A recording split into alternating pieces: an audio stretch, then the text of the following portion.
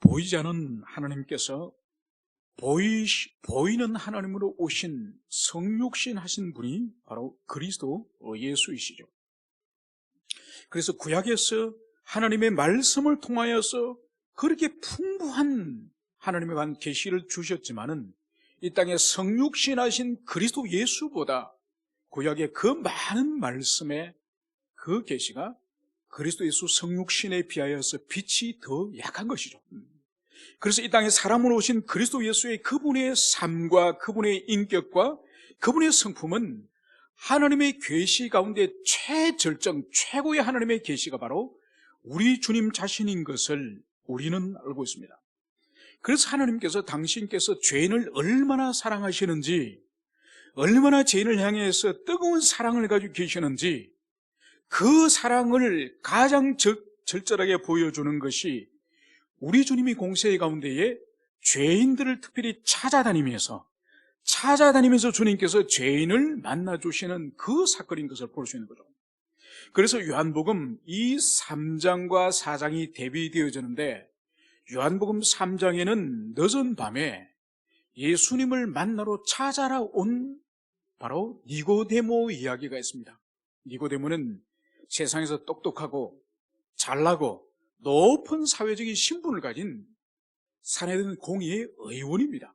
그리고 이스라엘의 또 서성이기도 한 그런 사회적으로 높은 사람이 예수님을 늦은 밤에 찾아왔다고 한다면은, 오늘 4장에서는 예수님이 찾아간, 결코 스스로는 주님을 찾을 수 없는 그런 인생을 찾아가신 우리 주님의 이 사건을 볼 수가 있습니다.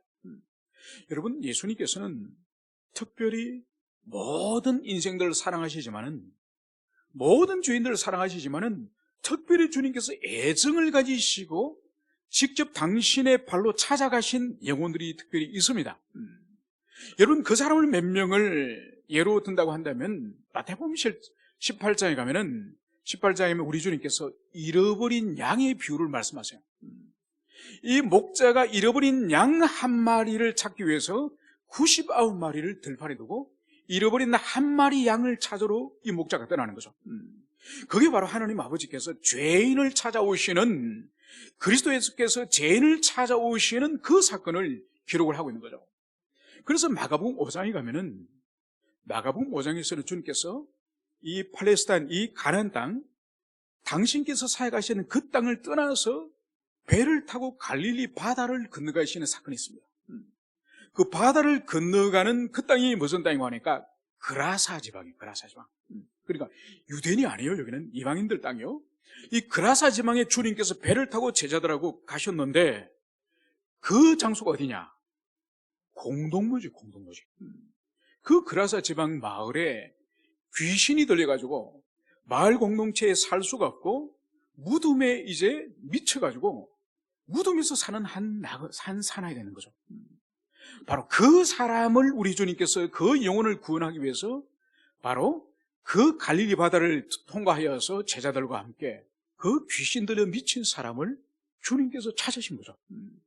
그래서 그 사람 속에 있는 귀신을 쫓아내고 그 사람이 온전히 회복되어지는 것을 주님이 보시고 다시 바다를 건너십니다. 그때 그 사내가 우리 주님을 따르기를 원하죠. 그래서 주님의 제자가 되기를 원하고 따르기를 원하지만은 주님께서는 돌아가라. 너의 가정으로 돌아가서 주께서 너를 이렇게 치료하였다는 것을, 그것을 전해라. 어쩌면 이 그라사의 귀신 들려서 미친 이 사람, 그래서 주님으로부터 회복된 이 사람이 사실은 이방 선교의 최초의 선교사라 할 수 있습니다. 그래서 유대인들은 주님을 따르는 것들을 주님이 허락했지만은 이 이방인들에게 있어서는 은총을 입었지만은 돌아가서 너의 가정으로 돌아가라. 그래서 주께서 너를 어떻게 치료하셨는지 그것을 증거하라. 이것을 주님이 말씀하셨죠. 그리고 또 한 사람을 우리가 골라라고 한다면 누가복음 19장에 가면 예수님께서 여리고로 들어가시는 사건이 나옵니다. 이제 여리고 성읍으로 우리 주님이 들어가실 때에 이미 주님의 소문이 여리고에도 바닥에 퍼져가지고 수많은 사람이 예수님 주위를 애워서가 인산인해를 이루는 거죠.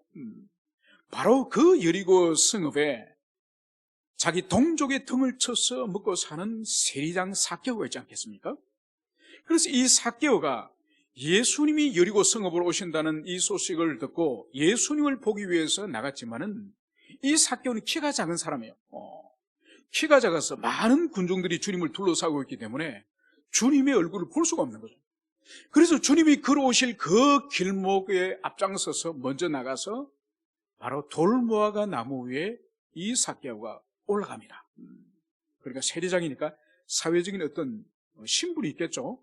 요즘으로 치면 뭐 세무소장 그런 사회적인 지위가 되니까 그런 사회적인 신분에도 불구하고 그 나무 위에 올라가서 주님 지나가시면 보려고 가만히 위에서 쳐다보고 있는데 주님이 딱 통과하시다가 발걸음 멈추고 위를 딱 쳐다보시죠.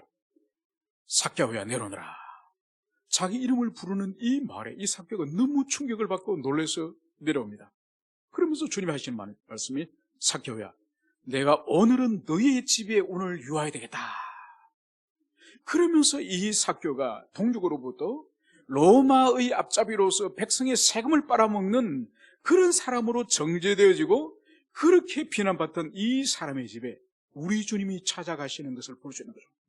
그리고 또 마지막 한 사람을 들라고 한다면 오늘 이 사마리아 이 우물가에서 주님 만나신 이 여인이죠.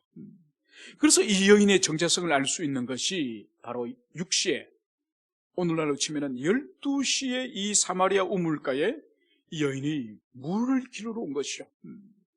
여기서 볼 수 있는 것이 이 여인은 공동체에 철저하게 소외된, 공동체 안에서 서로의 관계 가운데 철저하게 소외된 그런 자기 존재의 비참함을 경험하고 있는 그런 여인인 것을 볼 수 있습니다.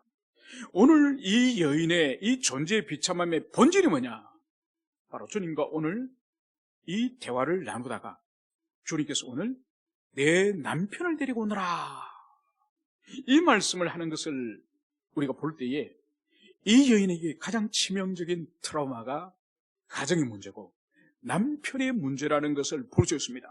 바로 이 문제로 이 여인은 공동체 안에서 조롱을 당하고 무시를 당하고 그곳에서 하나 되지 못하는 그런 비참한 삶 가운데 이 여인이 이 대낮에 우물에 물을 길러 온 것을 볼 수 있죠.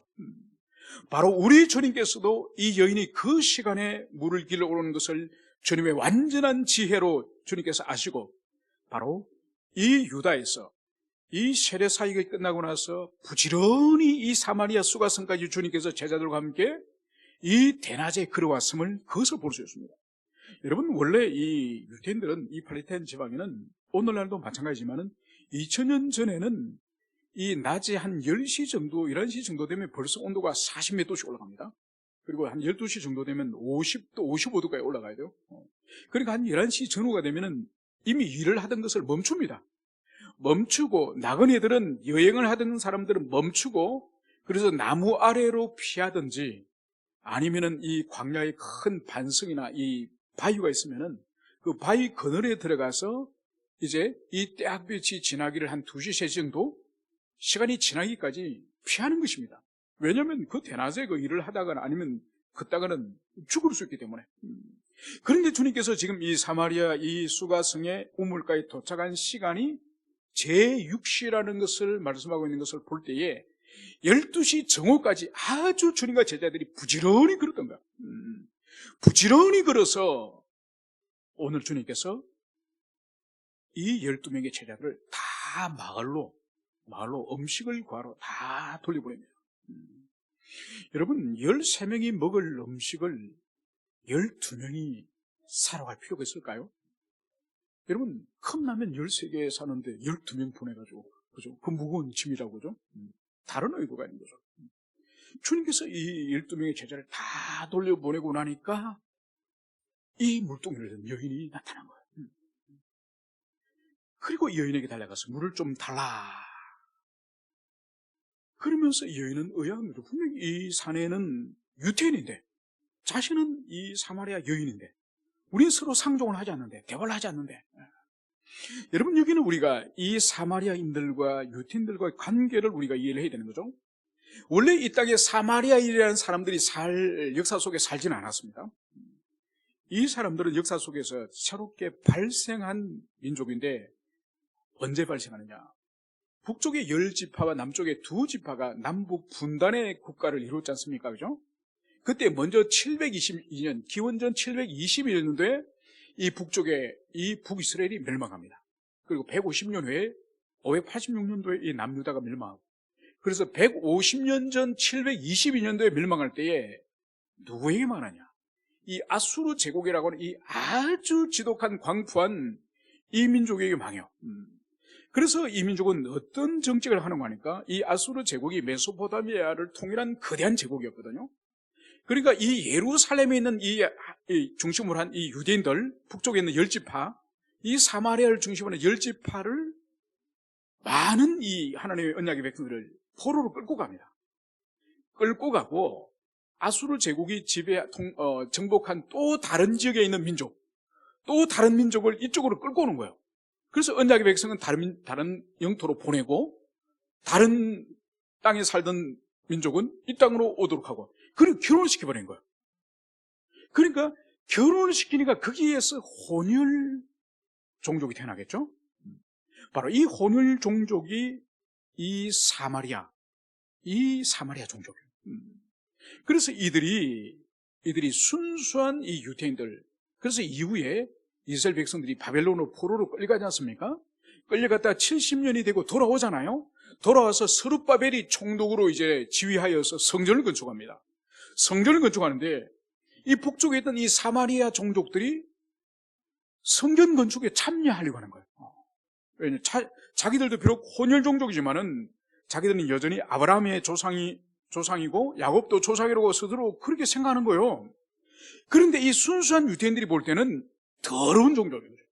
오히려 이방인들이 더 낫다는 거죠. 그러니까 이방인들과 이 하나님의 백성이 섞여가지고 혼혈 종족을 이루어서 이 사마리아 종족을 더 더럽게 여기는 거. 그래서 이 느헤미야서나 에스라에서 보면은 이 성전을 지으려고 하는데, 이 참여하려고 할 때 아주 단호하게 거절합니다. 너희들에게는 하나님의 기업이 없다. 참여할 수 없다. 그러면 성전 참여에 그들을 참여시키지 않은 거예요. 그럼 이들이 매우 자존심이 상하는 거죠. 자존심이 상해서 이들이 결국은 어떻게 하느냐? 그래, 너희들이 우리를 같은 형제의 민족으로 받아들이지 않지? 그래서 너희들이 예루살렘에 성전을 세우지? 너희들이 하나님의 율법, 모세의 율법이 있지? 그럼 우리는 우리 것을 만들겠다. 그러니까 기원전 322년경, 그러니까 스룹바벨이 돌아와서 성전을 재건축한 지 약 한 150년에서 200년 후에 이 북사마리아에 있는 사람들이 화가 나서 자기들도 성전을 만듭니다. 바로 사마리아의 뒤에 있는 그 그리심산. 여러분, 이 그리심산은 축복의 산으로 알려져 있지 않습니까? 신명기에 보면은 이스라엘 백성들이 이제 요단강을 건너가기 직전에 모세가 장차 이제 하나님의 율법의 말씀을 순종할 때에 받을 축복과 불순종할 때 받을 저주를 이제 선언하게 하시거든요. 그때 모세가 이제 이 사마리아 뒤에 있는 이 에발산에 많은 무리를 올려보내고, 그리고 이 한쪽에 있는 이 그리심산에 또 한 무리를 올려보냅니다. 그러면서 율법을 낭독을 해주면서 이제 순종을 할 경우에 축복을 받을 것에 대해서 이 그리심산에 있는 사람들이 아멘해요. 그리고 또 불순종할 때는 저주를 받을지어다 이렇게 하면은 이 에발산에 이 산에 있는 사람들이 아멘해요. 그래서 그 이후로 이 에발산은 저주의 산이고 그리심산은 축복의 산이 된 거죠. 그래서 북사마리아에 있는 이 사람들이 자존심이 상해가지고 원래 우리 조상 이 모세 때부터 이 축복의 산이라고 알려진 이 그리심산에 우리는 성전을 세우겠다. 너희들은 예루살렘에 성전을 세웠지, 우리는 모세 할아버지가 축복의 산으로 지정된 이곳에 이 그리심산에 우리가 성전을 세우겠어. 그래서 거기에 이제 축복의 산에 성전을 이제 세운 거죠. 그게 이제 사마리아 성전, 그리심산에 사마리아 성전을 세웠습니다. 그러고 나서 이제 모세 율법을 너희들이 가졌지, 우리는 우리의 성경을 가질 거야. 그래서 모세의 이 율법과 유사한 이 사마리아 성경, 사마리아 경전을 가지게 되었습니다.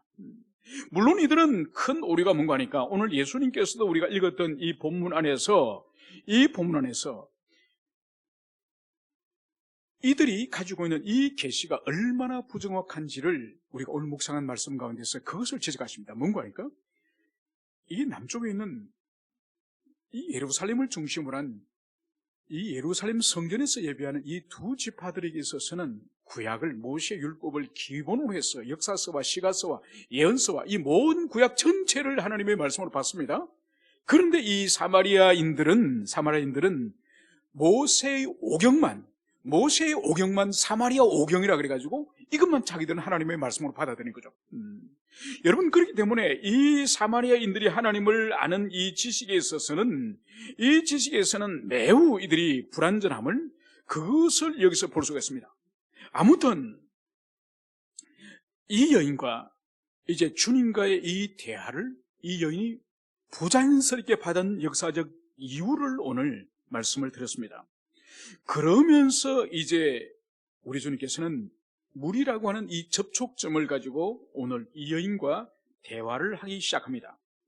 그런데 이 여인은 어찌 상종하지 않는 이 유대인이었지 사마리아인에게 물을 달라고 합니까? 이렇게 말을 하자 우리 주님의 답변이 뭔가요? 내가 만일 하나님의 선물과 또 내게 물 좀 달라 하는 이가 누구인 줄 알았더라면 내가 그에게 구하였을 것이요 그가 생수를 내게 주었으리라. 오늘 주님께서는 이 여인이 지금 눈으로 볼 때는 예수님이 그리스도가 아닌 거죠. 그리스도인 것은 상상을 하지 못하는 거죠. 그냥 유대인 사내, 유대인 남자로 보이기 때문에 오늘 주님께서는 내가 당신이 내가 누구인지 알고, 그리고 내게 물 좀 달라는 이가 누구인지 알고, 그리고 내가 구하였으면은 바로 내가 너에게 생수를 주었을 것이다. 이 말씀을 이렇게 사는 거죠. 그러니까 이 여인은 주님의 이 하시는 말씀을 이해를 지금 올바르게 하지 못합니다. 주님이 주시고자 하는 이 생수는 지금 우물에서 길어서 주는 생수가 아닌데 이 여인은 우물에서 물을 길러서 준다는 문자적 의미로 해석하는 것을 볼 수 있습니다. 그래서 여인은 이렇게 11절에 말씀하는 거죠. 주여 물 기를 그릇도 없고 이 우물은 깊은데 어디서 당신이 그 생수를 얻게 삼나이까? 여러분, 이 야곱의 이 우물이라고 알려진 이 우물은 깊이가 약 41m 정도가 된다고 합니다. 여러분, 41m면 얼마나 깊습니까? 아파트로 치면은 몇 층, 한 15층 이상 되지 않을까요? 그죠? 여러분, 그 정도의 아주 깊은 곳에 그 물을 어떻게 구하겠습니까? 뚜레박도 아주 깊은 그런 뚜레박이 있어야 되죠. 여러분, 저희 어릴 때도 그 마을에 우물이 여러 개의 우물이 있습니다. 그래서 공동 우물터가 아랫마을에 공동 우물터가 하나가 있고 또 윗마을에 우물터가 하나가 있고, 그래서 이 공동 우물터들은 깊이가 깊지가 않아요. 그래서 위에서 이렇게 보면 다 보입니다. 그래서 옆에 흘러가는 이 냇가물과 이 우물의 물의 높이가 거의 비슷한 것 같아요. 그러다 보니까 어떤 게 있는 거니까 여름철에 장마철이 되고 홍수철이 되면은 냇가에 아주 흙탕물이 쫙 내려가지 않습니까? 그러면 그날의 우물을 품은 우물물이 구정물이에요. 그러니까 그 우물물은 깊은 지하수 물이라기보다는 옆에서 이 시내에 흐르는 물들이 많이 침투하는 그런 우물이라고 볼 수 있는 거죠. 그런데 그런 동네 우물 말고 또 개별적으로 가정마다 좀 부유한 사람들이 가정의 개인 우물을 가지고 있는 사람들이 있습니다. 이제 그런 집에 가면은 우물이 여름에 장마철이 되든 비가 오든 겨울이 되든 항상 물의 온도도 똑같고 물의 양도 똑같고 물의 색깔도 똑같습니다. 그게 뭔가 하니까 아주 깊은 곳을 파내려갔기 때문에 물이 항상 변함없이 물의 온도나 물의 색깔이나 물의 양이 똑같은 것이죠. 지금 이 야곱의 우물이라고 불리는 이 우물이 40m가 넘으면 이건 사람이 포를 수 있는 것이 아니에요. 사람이 손으로 포를 수 있는 것이 아닙니다. 뚜레박을 깊이 내려가지고 이것은 상당한 여인들의 노동이 필요한 그런 우물이라는 것을 볼 수 있죠. 그래서 이 여인의 이 합리적인 생각으로 볼 때는 주님이 아무런 뚜레박이나 그릇도 없으면서 주님께서 지금 이 여인에게 생수를 주시겠다고 말하니 이 여인은 도무지 이해가 될 수 없는 그 말로 지금 이해되는 것을 볼 수 있습니다. 이때 주님께서는 더 이상 이제 이 여인을 향해서 이제는 이 영생하는 샘물을 주겠다고 말씀을 이제 하시자 이 여인 하는 말이 이제 나에게 그런 영생하는 샘물, 나에게 그 물을 주십시오. 그래서 내가 다시는 이 물길을 오지 않도록, 다시는 내가 물길을 오지 않고 목마르지 않도록 나에게 그 생수를 주십시오. 이것을 볼 때 이 여인에게 이 물길로 오는 이 일은 매우 고통스럽고 매우 원하지 않는, 하고 싶지 않는 일인 것이 분명합니다. 그것은 바로 이 여인이 우물가에 나오는 것을 매우 끄리끼고 있다는 것을 여기서 보여주고 있는 것이죠. 바로 여기에 대해서 우리 주님께서는 16절에 이르시되 가서 내 남편을 불러오라. 주님께서는 지금 생수에 대해서, 이 물에 대해서 말씀하시다 갑자기 남편을 불러오라, 이 말씀을 하는 것을 볼 수 있습니다. 여러분, 이것은 이제 17절에서 알 수 있는 것처럼 여자가 대답하여 이르시되 나는 남편이 없나이다. 여러분, 우리 주님께서는 이 대화를 이어갈 수도 있지만은, 다른 주제로 이어갈 수도 있지만은, 이 여인이 가지고 있는 최고의 트라우마, 최고의 이 여인에게 있어서 이 아픔의 문제를 주님께서 끄집어내시는 거예요. 그래서 남편을 불러와라. 여러분, 이 말에 대해서 오늘 성경은 여자의 표정을 그리고 있지 않지만은 아마 이 주님의 이 말씀, 남편을 데리고 오라고 하는 이 말씀에 이 여인은 엄청난 당황스러움과 그리고 충격과 그리고 내면의 큰 마음의 심령의 어려움이 분명히 있었을 것입니다. 그런데 이 여자의 이어진 이 답변을 볼 때에 나는 남편이 없나이다. 이 여인은 남편이 없다고 말씀을 하고 있습니다. 여러분, 이어서 우리 주님의 말씀은, 이어지는 말씀은 더 심령을 찌르는 말씀입니다. 예수께서 이르시되 내가 남편이 없다 하는 말이 옳도다. 너에게 남편 5이 있었고 지금 있는 자도 내 남편이 아니니 내 말이 참되도다. 여러분, 우리는 이 말씀을 지금 읽고 있지만은 이 여인의 입장에서 오늘 낯선 이 유대인 남자에게 이 말을 듣는다고 생각을 해봅시다.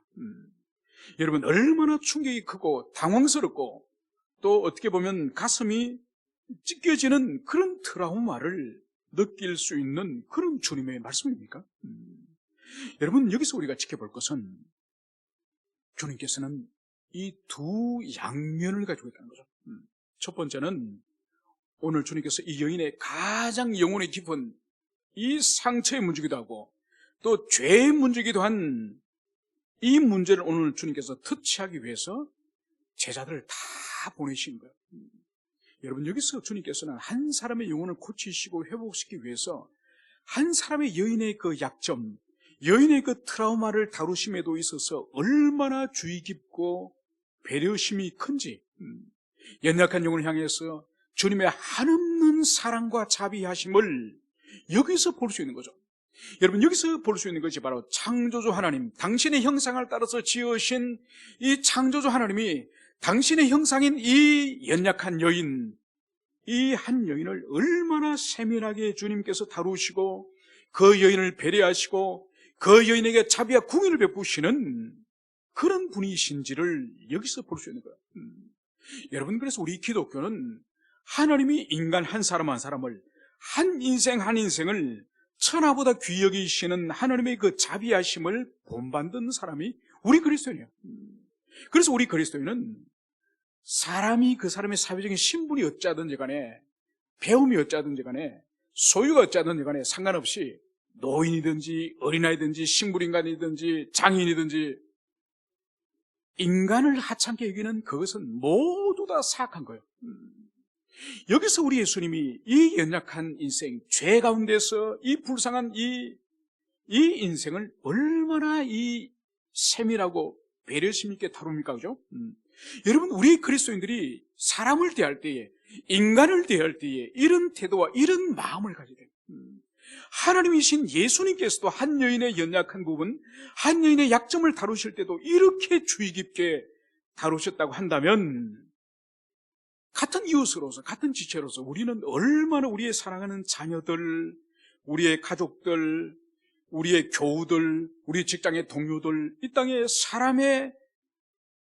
사람의 그런 형제를 얼마나 우리가 함부로 말과 행동을 하는지 모릅니다. 여러분, 그래서 우리가 사람을 대할 때 우리가 깊이 그리스도 안에 있음을 우리가 기억하면서 언행에 대해서 우리가 정말 주의 깊고 조심해야 될 것임을, 그것을 오늘 우리 예수님께서 다루시는 것을 통하여 볼 수 있습니다. 그러나 두 번째, 그럼에도 불구하고 이 여인에게 사람들로 하여금은 다 격리시키고 다 보냈지만은 주님께서는 하느님으로서 이 여인의 가장 본질적인 인생의 이 무거운 짐, 이 문제를 증명케 하시는 것을 볼 수 있습니다. 그래서 홀로 그 여인 앞에서 내 남편을 데리고 와라. 남편이 없습니다. 그래, 없지. 과거에 5명의 남편이 있었지만은 지금 살고 있는 그 남자도 남편이 아니지. 여러분, 가장 깊은 속에 있는 이 자신의 죄성과 자신의 또 연약함과 자신의 트라우마를 주님께서는 그것을 노출시키는 거예요. 여러분, 여기서 우리가 주의될 것은, 많은 사람들이 이 요한복음 4장에 등장한 이 사마리아 우물가 여인을, 남편을 과거에 5명이나 두고 또 지금도 또 남편에는 한 사람과 지금 동거하는 이 여인을 향해서 매우 엄난하고 매우 악한 여인이라 그러는데, 그런 뜻이 아니에요. 오해하면 안 됩니다. 왜냐하면 1세기 당시에 주님께서 사역하셨던 이 시기에는 이 남녀 관계의 이혼의 주도권이 여자에게 없습니다. 그러니까 이 시기에 여자의 이 권리가, 여자의 이 신분이 얼마나 불리한지를 그 당시의 문헌들을 보면은 이혼이 얼마나 쉬운지를 볼 수 있습니다. 예를 들어볼까요? 자기 아내를 결혼했는데 어느 날 자기 아내가 해준 음식이 맛이 없어지기 시작하는 거예요. 그러면 그것이 이혼 사유가 됩니다. 자기 아내가 더 이상 해주는 음식이 맛이 없으면 이혼할 수 있습니다. 그 시대에. 그래서 이혼 증서를 써주고 보내는 거죠. 또 다른 예를 든다고 한다면, 자기 아내가 예뻐서 결혼했는데 어느 날부터 예쁘지 않는 거예요. 매력이 없는 거예요. 그러면 이혼할 수 있는 거예요. 이혼 증서 써주고 보내는 거예요. 여러분, 그렇기 때문에 여기서 5번의 과거에 남편이 있었고 지금 있는 이 남자도 남편이 아니라고 하시는 주님의 이 말씀은, 이 여인이 아주 미모가 뛰어나가지고 많은 남자를 거느리고 많은 남자들을 남편으로 이제 쫓아보내고 그랬다는 뜻이 아니에요. 오히려 이 여인은 어떤 치명적인 약점이 있어서, 그것이 무슨 출산을 하지 못하는 불임의 문제이든지 무슨 문제이든지 간에 치명적인 약점이 있어서 이미 과거에 5명의 남자에게 버림을 받은 전력이 있는 그런 불쌍한 영혼임을, 그것을 우리가 이 시대의 문맥을 통해서 우리가 이해를 해야 될 것입니다. 그래서 주님께서는 가장 세밀하게 영혼을 보호하고 배려하는 그런 주님이시기도 하지만은, 그 사람의 내면 가운데 숨겨진 죄성을 드러내어서 이 여인으로 하여금 바로 자신이 소망 없는 죄인임을 이 죄 문제 앞에 직면하게 하심을 통하여서 그리스도를, 하나님을 만나도록 하시는 이 방식이 바로 주님께서 죄인을 부르시는 방식이라는 그것을 우리는 기억해야 됩니다. 그래서 여러분 보십시오. 베드로가 갈릴리 호수에서 주님께서 그물을 던지라고 했을 때에 순종해서 많은 물고기를 잡았을 때에 우리 주님의 신적인 속성을 베드로가 발견하지 않습니까? 그래서 무릎을 꿇고 우리 주님께 뭘 아뢰었습니까? 주님, 저는 죄인입니다. 저를 떠나십시오. 여러분, 삭개오에게 주님께서 삭개오야 내려오너라 이름을 부를 때에 삭개오의 눈이 열리면서 삭개오가 무슨 고백을 합니까? 자신이 토색한 것은 4배로 이제 갚고 자신의 절반의 이 소유를 가난한 사람들에게 나눠주겠다. 여러분, 모든 재산을 이제는 다 타인에게 돌려주겠다는 것이 이 삭개오의 고백이에요. 바로 자신의 죄인됨을 먼저 고백하는 거죠. 그리고 여러분, 이사야 6장에서 이사야가 성전에서 하나님을 배움는 장면이 등장합니다. 그 성전에서 하나님의 영광이 가득한 그 장면을 이사야 선지자가 하나님의 영광을 발견했을 때에 무엇을 고백합니까? 내 영혼은 망하게 되었습니다. 여러분, 그래서 하나님의 영광을 경험한, 하나님의 신적 속성을 경험한 사람들의 공통적인 특징이 바로 자신의 죄인됨을 발견하는 이것이 바로 하나님의 신적 속성의 출발이에요. 여러분, 그렇지 않으면 자신이 죄인임을 고백하지 않은 자에게 그리스도가 필요할까요? 하나님의 권위 은총이 필요할까요? 필요 없죠, 여러분. 여러분, 왜 오늘날 영혼이 진정으로 변화되지 않는 영혼들이 교회에 너무너무 많고, 신앙생활을 하지만은 왜 겸손하지 못하고, 왜 교만하고, 왜 영혼이 변화되지 않는지 아십니까? 자신이 더러운 죄인이라는 것을 진정으로 경험하지 못한 그런 영혼이 너무너무 교회에 많다는 거예요. 자기가 어느 정도는 허물도 있고 죄가 있는 건 알겠는데 정말 죄인 중에 괴수고 소망이 없고, 그래서 자기 인생은 그리스도가 아니고는 아무런 소망이 없다고 하는 전적인 자기 인생에 대한 이 포기가 없기 때문에 그리스도께 완전히 자기 인생을 매달리는 그 삶이 없는 거예요. 그래서 오늘 이 여인이 유대인의 한 남자로 여기던 이 인식이 여기서 오늘 바뀌는 것을 볼 수 있습니다. 그래서 이 19절에서는 주여 내가 보니 선지자로소이다. 여인의 놀라운 주님을 보는 이 관점이 여기서 변화되어졌음을 볼 수 있습니다. 여러분, 이 여인이 바리새인과 뭐가 다르죠? 서기관의 바리새인이 이 여인과 어떤 차이가 있습니까? 여러분, 바리새인과 서기관은 주님께서 그들에게 많은 말씀을 듣게 하셨습니다. 그래서 주님의 가르침과 사역을 이 바리새인들이 감시하려고 와서 이렇게 막 몰래 엿듣고 사람을 보내고 그 짓을 하지 않습니까? 바리새인들은 주님의 말씀을 이 여인은 오늘 단 한 번 듣지만은 바리새인들은 서기관들과 이들은 많은 주님의 말씀을 들었지만은 그들은 오히려 주님을 대적하고 주님을 부정하고 오히려 주님을 박해하려고 그들이 대들지 않았습니까? 그런데 이 여인에게는 가장 자존심 상하는 과거에 5명의 남자가 있었고 지금도 남편이 아닌 사람과 내가 지금 동거를 하고 있지 않냐. 여기에 이 여인은 도망치지 않습니다. 이 여인은 주님을 반항하지 않습니까? 반항하지 않습니다.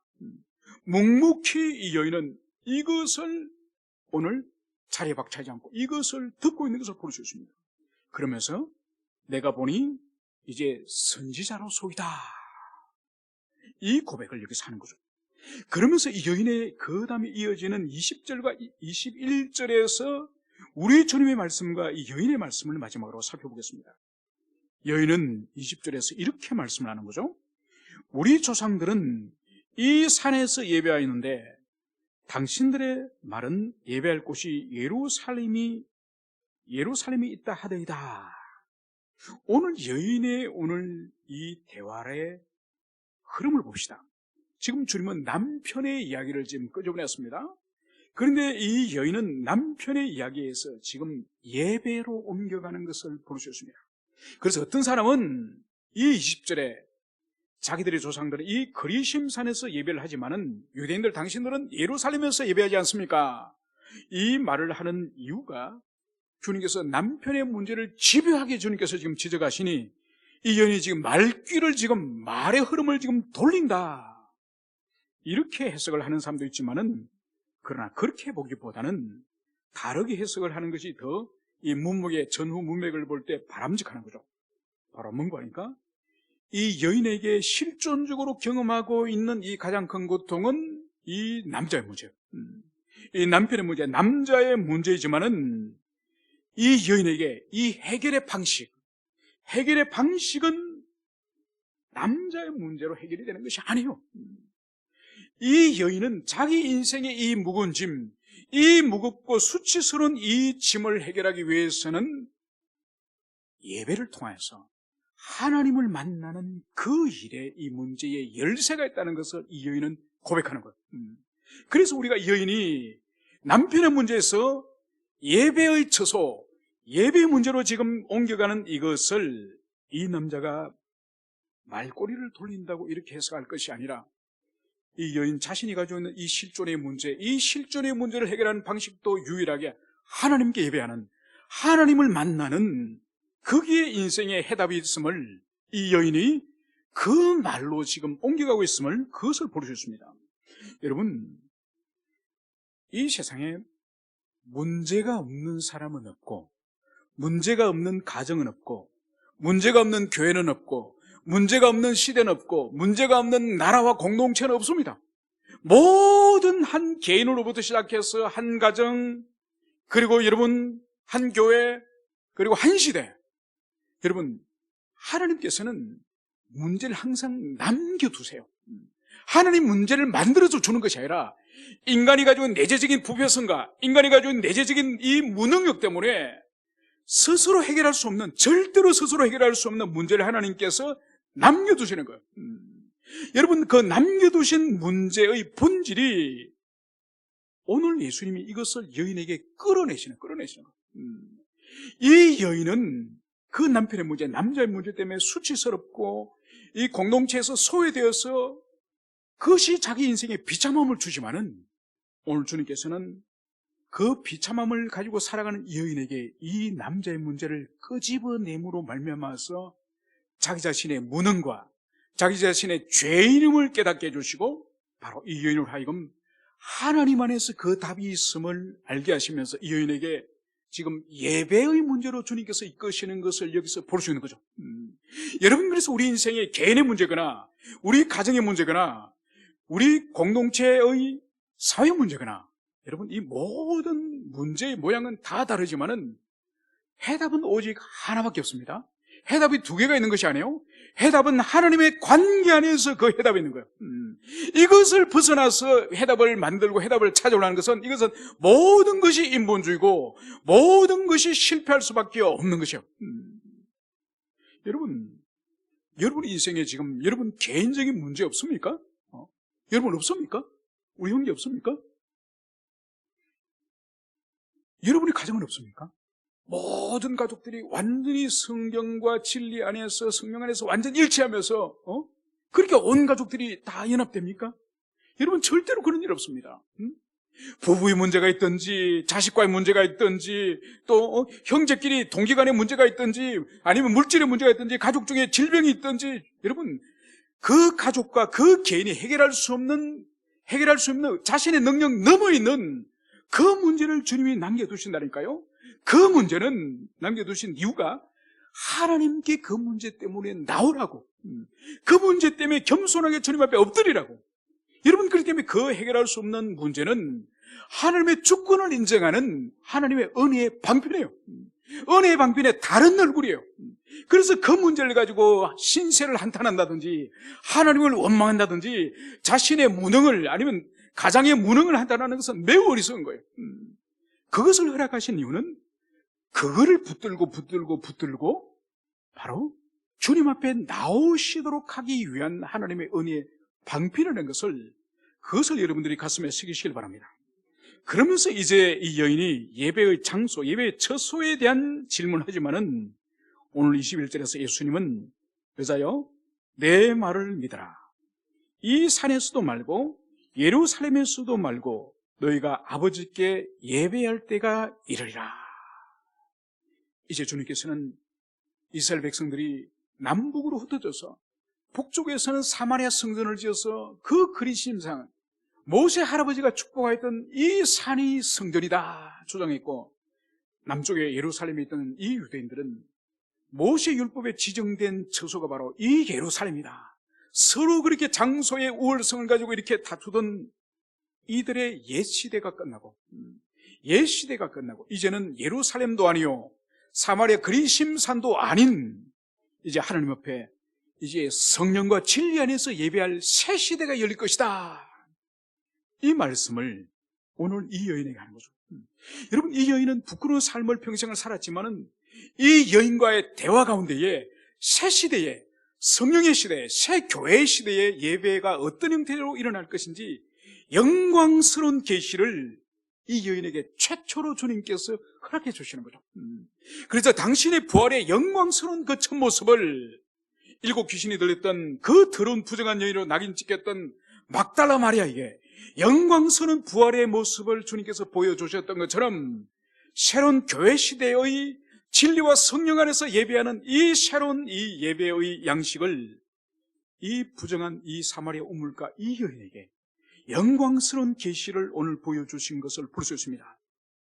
이 말씀을 우리가 가슴에 깊이 새기시고 주님께서는 이 세상에 멸시받고 하찮게 여김받는 한 여인을 할지도 얼마나 사랑하고 배려하고 그의 마음을 헤아리시는지, 그럼에도 불구하고 그의 죄를 드러내서 하나님을 의지하고 그리스도 예수 앞으로 나오도록 하시는 또 영혼 구원을 위해서 주님께서는 바로 죄성을 드러내시는 아버지심을, 구원자이심을 우리가 가슴에 깊이 새기면서 우리에게도 이러한 은혜가 있기를 우리가 간절히 소망하는 여러분 되시기를 축원합니다. 함께 기도하시겠습니다.